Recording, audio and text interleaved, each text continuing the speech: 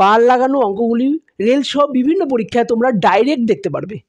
কীভাবে এই অঙ্কগুলি করব, বারটা যখন সরবে তখন কি করব, 5টা আছে, 5-এর উপরে বার লাগা আছে, যার উপরে বার থাকবে তার নিচে কত আসবে, একটা 9 আসবে। একটা ঘরের উপরে বার লাগানো আছে তাহলে একটা 9 আসবে।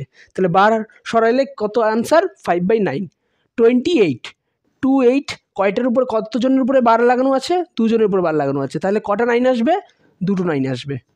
আর এখানে কটার উপরে বার লাগানো আছে, একটার উপরে বার লাগানো আছে আর একটা বড়ের উপরে বার লাগানো নেই।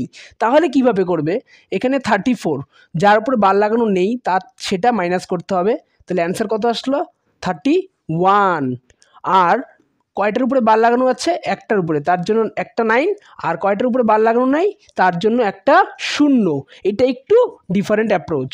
তাহলে এই অঙ্কটা একটার উপরে বার লাগানো নেই আর দুটোর উপরে বার লাগানো আছে।